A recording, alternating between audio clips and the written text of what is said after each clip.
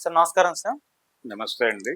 Sir Mohan Babu గారు and ఆయన university 2 కూడా ఇప్పుడు ఇబ్బందుల్లో ఇరుక్కున్నట్టుగా మనకు కనిపిస్తుంది. అంటే యూనివర్సిటీలో అవకతవకలు జరిగాయని చెప్పేసి ఒక కంప్లెయింట్ వచ్చింది. ఇప్పుడు అసలు లైసెన్సే రద్దు చేయాలని చెప్పేసి ఉన్నత విద్యా కమిషన్ కూడా అటు ప్రభుత్వానికి సిఫార్సు చేయడం మనం చూస్తున్నాం. సో మరి ఏం జరిగే అవకాశం ఉంది? యూనివర్సిటీని ఏమన్నా మూసేస్తారా? లైసెన్స్ ఏమన్నా రద్దు చేస్తారా? మరి మంచి ఫ్యామిలీ నుంచి ఎటువంటి రియాక్షన్స్ వచ్చాయి? అసలు ఏం జరిగింది? ఎటువంటి అవకతవకలు జరిగాయి సార్? అంటే ఒక కంప్లైంట్ వచ్చింది. కంప్లైంట్ పేరెంట్స్ నుంచి వచ్చింది. అది ఉన్నత విద్యా కమిషన్ కి పేరెంట్స్ వైపు నుంచి ఈ రోజున కాదు, దాదాపుగా నాకు తెలిసి ఒక 2 years బ్యాక్ ఒక వార్త చాలా సెన్సేషన్ అయింది. అంటే హాస్టల్లో లేరు వాళ్ళు, అంటే యూనివర్సిటీ హాస్టల్లో లేని వాళ్ళు ఉన్నట్టుగాను ఇలా ఏవో రకరకాలుగా రాస్తున్నారు. తర్వాత బయట ఉంటున్నప్పుడు కూడా ఇబ్బందికరంగా ఉంటుంది అనేది ఒకటి. చాలా ఎక్కువ డబ్బులు తీసుకుంటున్నారు, ఫీజుల రూపంలోను ఇతరేతర రూపాల్లో చాలా ఎక్కువ కలెక్ట్ చేస్తున్నారు అని పేరెంట్సే వినియోగదారుల ఫోరంకు దేనికో ఆ రోజుల్లో కంప్లైంట్ చేస్తూ ఒక ప్రెస్ మీట్ పెట్టడం కూడా చూసాం మనం, ఎక్కడ తిరుపతిలోనే. అది కొంచెం సెన్సేషన్ అయింది. ఏది మంచు మనోజ్ గొడవకి ముందు. ఆ తర్వాత ఆ గొడవని లింక్ చేస్తూ మనోజ్ కూడా దానిలో ఎంటర్ అవుతున్నాడు అన్నట్టుగా ఒక ప్రచారం జరిగింది ఆ టైంలో. అంటే ఇక్కడ అవకతవకలు జరుగుతున్నాయి, దీనికి కొంతమంది వ్యక్తులు కారణం, మేము దీన్ని ప్రతిష్ట కాపాడుకోవాలనుకుంటున్నాం అన్నట్టుగా కూడా కొన్ని వ్యాఖ్యలు ఈయన వైపు నుంచి దొర్లినాయి. కాబట్టి వాళ్లే నిర్ధారించినట్టుగా ప్రపంచం అనుకుంది. ఇది శ్రీ విద్యా నికేతన్ అనే పేరుతో ప్రారంభమైనటువంటి ఒక విద్యా సంస్థ. అలా ప్రారంభమై నెమ్మదిగా వాళ్ళు ఇంజనీరింగ్ కాలేజెస్ ఏర్పాటు చేసుకుంటూ ఆ పెరుగుతున్న క్రమంలో ఈ మొత్తాన్ని ఒకే గొడుగు కిందకు తీసుకొచ్చి మోహన్ బాబు యూనివర్సిటీ కింద మార్చారు. ఈ మార్చిన తర్వాత ఆ ప్రాంతంలో, అంటే అంతకుముందు విద్యార్థుల దగ్గర నుంచి చాలా అప్రిసియేషన్ ఉండేది. మొదటిసారిగా పేరెంట్స్ ఇలా కంప్లైంట్ చేయటం అనేది 2 years బ్యాక్ చూసాం.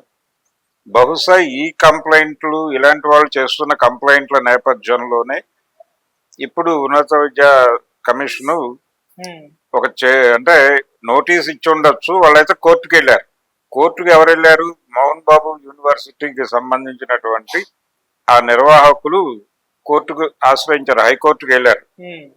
హైకోర్టు విచారణ వాయిదా వేసింది, స్టే ఇచ్చింది ప్రస్తుతం వీళ్ళ యాక్టివిటీ మీద. కాబట్టి స్టేలో ఉంది. కోర్టు ఏ డెసిషన్ తీసుకుంటుంది అనేది చూడాలి. రెండోది, ఫీజులకు సంబంధించి నిజంగానే అక్రమాలు జరుగుంటాయి. గతంలో ఆయన రీఎంబర్స్మెంట్ జరగటం లేదని రోడ్డు మీద పడుకున్న చరిత్ర చూసాం మనం. మోహన్ బాబు గారు విద్యార్థుల ఫీజులు రీఎంబర్స్మెంట్ అవ్వట్లేదు, ప్రభుత్వం తాత్సారం చేస్తోంది, అంటే ఇంజనీరింగ్ కాలేజీలని టార్గెట్ చేసి వేధిస్తున్నారు అని ఆయన ఆరోపణ చేస్తూ ప్రభుత్వం మీద రోడ్డు మీద పడుకోవడం, తర్వాత ఎన్నికల్లో ఆయన వైఎస్ఆర్సీపీకి అనుకూలంగా మాట్లాడటం, ఇవన్నీ జరిగినాయి. తర్వాత కూడా వాళ్ళకు వచ్చిందేం లేదు నిజానికి. అయినప్పటికీ ఆయన ఎందుకో రోడ్డు మీదకి వచ్చి గొడవ చేయటం అనే కార్యక్రమం అయితే పెట్టుకోలేదు, అలాగే ఉన్నాడు. ఈ రికవరీ కోసం ఇలా ఏదైనా ఫీజులు హైక్ చేసి వెళ్ళారా అంటే, ఏం చేసినా కానీ యూనివర్సిటీ యూజీసీ పరిమితులకు లోబడే వ్యవహరించాల్సి ఉంటుంది. అంతకు మించి వెళ్ళటానికి అవకాశాలు లేవు. కానీ వీళ్ళు ఎక్కడో ఏదో పేరుతో, ఆ ఏదో పేరుతో చేయటం అనే ఐడియా వచ్చినప్పుడే ఈ హాస్టల్స్ ఇలాంటివన్నీ ఇన్వాల్వ్ అవుతాయి. ల్యాబులు, అకామిడేషన్లు, టూర్లు, ట్రిప్పులు ఇవన్నీ కలిపి వీళ్ళు ఏదైతే తీసుకోవాలనుకుంటున్నారో అక్కడికి దాన్ని కాంపన్సేట్ చేసుకుంటూ కలుపుకుంటూ వెళ్ళిపోతారు. అలాంటివే జరిగినాయి అన్నట్టుగా ఆ రోజున పేరెంట్స్ మాట్లాడారు. అలాగే హాస్టల్స్ కూడా బయట ఉంటున్నారు ఎక్కువ మంది, బయటవి కూడా వాళ్ళు క్లెయిమ్ చేసుకుంటున్నారు. ఇది కరెక్ట్ ప్రొసీజర్ కాదు అన్నట్టుగా ఆ రోజున మాట్లాడారు. ఫైనల్గా ఇప్పుడు కార్నర్ అయింది. కొంత మేరకు వాళ్ళకి వాళ్ళు అనుకున్న పద్ధతిలో ఏదో జరుగుతోంది అనుకోవటానికి తగిన కంప్లైంట్ వచ్చినప్పుడు వాళ్ళు రియాక్ట్ అయ్యి పనిలోకి దిగారు. ఆ పనిలోకి దిగ్గానే వీళ్ళు కూడా వీళ్ళ యాక్టివిటీలో భాగంగా వీళ్ళు కోర్టుకు పోయారు. కోర్టు ఏం చేస్తుంది అనేది చూడాలి. సమ్ ప్రాబ్లం ఉన్నమాట వాస్తవం, అంటే నిప్పు లేకుండా పొగరాదు అన్నట్టుగా దీని వెనకాల ఎవరో ఉన్నారు అని చెప్పడానికి కూడా వీల్లేదు. ఎందుకంటే ఈ మధ్య కొంచెం వాళ్ళ ఫ్యామిలీ గొడవలు కూడా సెటిలైట్ అయినట్టు కనిపిస్తున్నాయి. ఇది పాత కంప్లైంటా కొత్త కంప్లైంట్లు మళ్ళీ రైజ్ అయినాయా అంటే పేరెంట్స్ కమిటీ అనేది ఏదో ఉంది అక్కడ. పేరెంట్స్ కమిటీకి వీళ్ళకి అయితే టర్మ్స్ బాలేవు అనేది అందరికీ తెలుసు. ఈ టర్మ్స్ బాలేకపోవడం అనే దాని తాలూకా రిఫ్లెక్షన్ ఈ రోజు మనకు కనిపిస్తున్నటువంటి ఈ గొడవ. సో ఇది ఎలాంటి టర్న్ తీసుకుంటుంది అనే చూడాలి. ఆయన యూనివర్సిటీ గుర్తింపు రద్దు చేస్తారు అనే ప్రచారం కూడా జరిగిపోతుంది చాప కింద నీరులాగా.